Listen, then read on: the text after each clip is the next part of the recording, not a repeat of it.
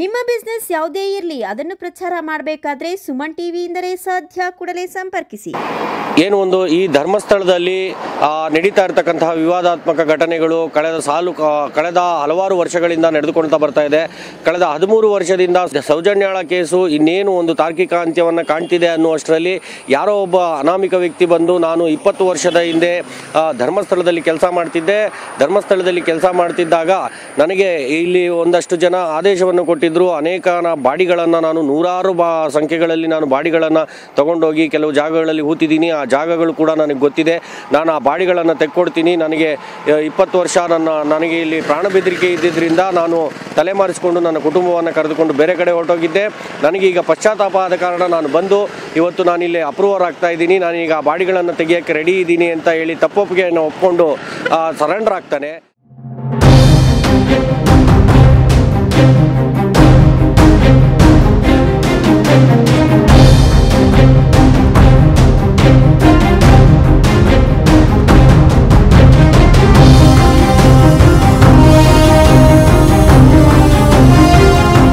ಧರ್ಮಸ್ಥಳದ ವಿಚಾರದಲ್ಲಿ ಎಲ್ಲ ಊಹಾಪೋಹಗಳಿಗೆ ತೆರೆ ಎಳೆಯುವ ನಿಟ್ಟಿನಲ್ಲಿ ಸರ್ಕಾರದಿಂದ ಫಾರ್ಮ್ ಆಗಿದ್ದ SIT ತಂಡ ಕಡೆಗೂ ಫೀಲ್ಡ್ಗಿಳಿದು ಕಾರ್ಯಾಚರಣೆ ಪ್ರಾರಂಭಿಸಿದೆ. ಜುಲೈ 29ನೇ ತಾರೀಕು SIT ತಂಡ ಧರ್ಮಸ್ಥಳದಲ್ಲಿ ಕಾರ್ಯಾಚರಣೆಗಿಳಿದು ಅನಾಮಿಕ ವ್ಯಕ್ತಿ ಗುರುತಿಸಿದ ಸ್ಥಳಗಳಲ್ಲಿ ಆತನ ಸಮ್ಮುಖದಲ್ಲಿಯೇ ಆತ ಹೂತಿಟ್ಟಿದ್ದಾನೆನ್ನಲಾಗಿರುವ ಮೃತದೇಹದ ಪಳವಳಿಕೆಗಳನ್ನು ಹೊರತೆಗೆಯಲು ಶುರು ಮಾಡಿದ್ದಾರೆ. ಬೆಳಿಗ್ಗೆ 11 ಗಂಟೆಗೆ ಆರಂಭವಾದ ಕಾರ್ಯಾಚರಣೆ ಸಂಜೆಯವರೆಗೂ ಭರದಿಂದ ಸಾಗಿತ್ತು. ಹೆಣಗಳನ್ನು ಹೂತಿದ್ದ ಸ್ಥಳವನ್ನು ನಿಖರವಾಗಿ ಗುರುತಿಸಿ ಹೇಳಿದ್ದರಿಂದ ಅದೇ ಸ್ಥಳಗಳಲ್ಲಿ ಮೊದಲಿಗೆ 6 ಅಡಿಗಳಷ್ಟು ಅಗೆದು ನೋಡಲಾಗಿದೆ. ಈ ಕಾರ್ಯಾಚರಣೆಯಲ್ಲಿ ಧರ್ಮಸ್ಥಳದ ಒಟ್ಟು 12 ಜನ ಕಾರ್ಮಿಕರನ್ನ ಮಣ್ಣು ಅಗೆಯಲು SIT ತಂಡ ಬಳಸಿಕೊಂಡಿತ್ತು. 6 ಅಡಿಗಳಷ್ಟು ಗುಂಡಿ ತೋಡಿದರೂ ಅಲ್ಲಿ ಯಾವುದೇ ಮಾನವ ದೇಹಗಳು ಪತ್ತೆಯಾಗದೇ ಇದ್ದಾಗ ಅನಾಮಿಕ ವ್ಯಕ್ತಿಯ ಅಣತಿಯಂತೆ ಇನ್ನೂ ಆಳಕ್ಕೆ ಅಗೆಯಲು ಮಿನಿ JCB ಇಟಾಚಿಗಳನ್ನು ಕೂಡ ತರಿಸಿ ಕಾರ್ಯಾಚರಣೆ ಮಾಡಲಾಗಿತ್ತು. JCB ಇಟಾಚಿಗಳನ್ನು ತರಿಸಿ ಕಾರ್ಯಾಚರಣೆ ಮಾಡಿದ ನಂತರ ಸುಮಾರು 14 ಅಡಿ ಉದ್ದ 8 ಅಡಿಗಳಷ್ಟು ಆಳಕ್ಕೆ ಅಗೆಯಲಾಯಿತಾದರೂ ಹೂತಿದೆ ಎನ್ನಲಾದ ದೇಹ ಮಾತ್ರ ಸಿಗಲೇ ಇಲ್ಲ. ಘಟನಾ ಸ್ಥಳದಲ್ಲಿ SIT ಅಧಿಕಾರಿಗಳಾದ ಜಿತಿನ್ ಕುಮಾರ್ ದಯಾಮ ಮತ್ತು ಅನುಚೇತ್ರವರು ಖುದ್ದು ಮೊಕಾಮ್ ಹೂಡಿ ಪ್ರತಿ ಸನ್ನಿವೇಶವನ್ನು ಹದ್ದಿನ ಕಣ್ಣಿನಿಂದ ಗಮನಿಸುತ್ತಿದ್ದರು. ಇದೆಲ್ಲದರ ನಂತರ ಸಂಜೆ 5:45ರವರೆಗೂ ಕಾರ್ಯಾಚರಣೆ ಮಾಡಲಾಗಿದೆ.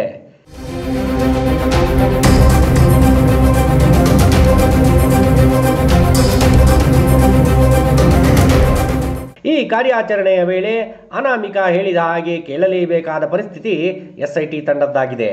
ಇದೇ ಕಾರಣಕ್ಕೆ ಅನಾಮಿಕ ಕಾರ್ಯಾಚರಣೆಯ ಮಧ್ಯೆ ಶ್ವಾನದಳವನ್ನು ಕರೆಸಬೇಕೆಂಬ ಬೇಡಿಕೆ ಇಟ್ಟಿದ್ದಾನೆ. ಆತನ ಬೇಡಿಕೆಯಂತೆ SIT ತಂಡದವರು ಶ್ವಾನದಳವನ್ನು ಕೂಡ ಕರೆಸಿ ತಪಾಸಣೆ ನಡೆಸಿದ್ದಾರೆ. ಕಾನೂನಿನ ಪ್ರಕಾರ ಅನಾಮಿಕ ವ್ಯಕ್ತಿ ಹೇಳಿದ್ದೆಲ್ಲವನ್ನು ಮಾಡಲೇಬೇಕಾದ್ದು SIT ತಂಡದ ಅನಿವಾರ್ಯತೆ. ಅನಾಮಿಕನಿಗೆ ತೃಪ್ತಿಯಾಗುವ ರೀತಿ ಕಾರ್ಯಾಚರಣೆ ಜರುಗಬೇಕಿದೆ. ಕಾರಣ ವಿಚಾರಣೆಯ ನಂತರ ಕೋರ್ಟಿನಲ್ಲಿ ಆತನನ್ನ ಪ್ರಶ್ನಿಸಲಾಗುವುದು. ನೀನು ಹೇಳಿದ ರೀತಿ ಎಲ್ಲವೂ ನಡೆದಿದೆಯೇ? ನಿನಗೆ ಈ ವಿಚಾರಣೆಯಿಂದ ತೃಪ್ತಿದಾಯಕವಾಗಿದೆಯೇ ಎಂದು. ಒಂದು ವೇಳೆ ಆತ ಇಲ್ಲ ಎಂದು ಹೇಳಿದಲ್ಲಿ SIT ತಂಡಕ್ಕೆ ಇದು ಉರುಳಾಗಿ ಪರಿಣಮಿಸಬಹುದು. ಸೊ SIT ತಂಡಕ್ಕೆ ಆತನ ತೃಪ್ತಿದಾಯಕತೆಯೇ ಬಹಳ ಮುಖ್ಯ. ಶ್ವಾನದಳವೇ ಅಲ್ಲ, ಯಾವುದೇ ಬೇಡಿಕೆ ಇಟ್ಟರೂ ಅದನ್ನು SIT ತಂಡ ಒದಗಿಸಿಯೇ ತೀರಬೇಕು. ಧರ್ಮಸ್ಥಳದ ಒಂದು ಆಡಳಿತ ಮಂಡಳಿಯಲ್ಲಿ ಕೆಲಸ ಮಾಡೋದಾ? ಹೌದು ಸರ್. ನಿಮ್ಮ ಹೆಸರಮ್ಮ? ಉಮಾವತಿ. ಎಷ್ಟು ವರ್ಷದಿಂದ ಕೆಲಸ ಮಾಡ್ತೀರಾ? ನಾನು 8 ವರ್ಷ ಆಯ್ತು ಸರ್ ಸೇರಿ ಇಲ್ಲಿಗೆ. ಮತ್ತೆ ಇಲ್ಲೇ ಇದು ಮನೆಯೆಲ್ಲ ಇಲ್ಲೇ ಇದೆ. ಹೌದಾ? ನಿಮ್ಗೆ ಮನೆ ಆಡಳಿತ ಮಂಡಳಿಯಿಂದ ಕೊಟ್ಟಿದ್ದಾರಾ? ಇಲ್ಲಿಂದಲೇ ಕೊಟ್ಟಿದ್ದಾರೆ ನಮಗೆ. ಅವರೇ ಕೊಟ್ಟಿದ್ದಾರೆ ಸರ್. ಏನು ತೊಂದರೆ ಇಲ್ವಾ? ಏನು ತೊಂದರೆ ಇಲ್ಲ ಸರ್ ನಮಗೆ. ಅಲ್ಲಮ್ಮ, ಈಗ ನಿಮ್ಮ ಧರ್ಮಸ್ಥಳದ ಮೇಲೆ ಅನೇಕರು ಏನೇನೋ ಆರೋಪಗಳನ್ನ ಮಾಡ್ತಾರೆ. ಅಲ್ಲಿ ಹೆಂಗಸರಿಗೆ ಸೇಫ್ಟಿ ಇಲ್ಲ, ಅಲ್ಲಿ ಕೊಂದು ಬಿಡ್ತಾರೆ, ಊತಾಕ್ಬಿಡ್ತಾರೆ ಅಂತೇಳಿ ಎಲ್ಲ ಆರೋಪಗಳು ಬರ್ತಾ ಇದ್ದಾವೆ. ಇದಕ್ಕೆ ಏನು ಹೇಳ್ತೀರಮ್ಮ? ನೀವು ಇಷ್ಟು ವರ್ಷದಿಂದ ಕೆಲಸ ಮಾಡ್ತಾ ಇದ್ದೀನಿ ಅಂತೀರಾ? ನಮಗೆ ಏನು ತೊಂದರೆ ಆಗಲಿಲ್ಲ ಸರ್. ಅಂತಂದ್ರಲ್ಲಿ ನಾವು ಈಗ ಬರ್ತಾ ಇದ್ದೇವೆ ಇಲ್ಲಿ. ಅಂತಂದ್ರಲ್ಲಿ ಸಮಸ್ಯೆ ನಮಗೆ ಒಂದು ಸ್ವಲ್ಪ ಸಮಸ್ಯೆ ಆದರೂ ಅಲ್ಲಿಗೆ ಹೋಗ್ತೀವಿ ಸ್ವಾಮೀಜಿಗಳ ಹತ್ರ. ಹೋದರೆ ನಾವೇನು ಸಮಸ್ಯೆ ಹೇಳಿದ್ರು ನಮಗೆ ಪರಿಹಾರ ಅಂತ ದುಡ್ಡು ಎಲ್ಲ ಕೊಡ್ತಾರೆ. ನಮಗೆ ನಮ್ಮ ಆರೋಗ್ಯ ಸಮಸ್ಯೆ ಹೇಳಿದ್ರು ಅದಕ್ಕೆ ನಮಗೆ ಖರ್ಚಿಗೆಲ್ಲ ಕೊಡ್ತಾರೆ. ಮತ್ತು ಎಲ್ಲ ಉಪಕಾರನೂ ಇದರಿಂದ ಆಗಿದೆ ನಮಗೆ. ಅವ್ರಿಗೆ ಏನು ನಾವು ಅಪದವರಿಸೋಕ್ಕಾಗಲ್ಲ, ಗೊತ್ತಾಯ್ತಾ? ಹೇಳುವವರು ಹೇಳ್ತಾರೆ, ಏನು ಮಾಡೋದು? ಇಲ್ಲಪ್ಪ, ನಾವು ನೋಡಿದ್ರಿಂದ ಯಾವ ತೊಂದರೆನೂ ಆಗಿಲ್ಲ ಇಷ್ಟ ತನಕ. ಹೇಳುವವರು ಅನೇಕ ಹೇಳ್ತಾರೆ, ಏನು ಮಾಡೋಕ್ಕಾಗಲ್ಲ ಅಂತ ಹೇಳಿದ್ದಾರೆ. ಹೌದು, ಸುಳ್ಳು ಅಂತೀವಿ ನಾವು. ಒಟ್ಟಾರೆ ಒಂದಿಡೀ ದಿನದ ಕಾರ್ಯಾಚರಣೆಯಲ್ಲಿ ಅನಾಮಿಕನ ಆರೋಪಗಳಿಗೆ ಪುಷ್ಟಿ ನೀಡುವಂತಹ ಯಾವುದೇ ಬೆಳವಣಿಗೆ ಕಂಡುಬಂದಿಲ್ಲ. ನೋಡೋಣ ಮುಂದೇನಾಗಲಿದೆ ಎಂದು.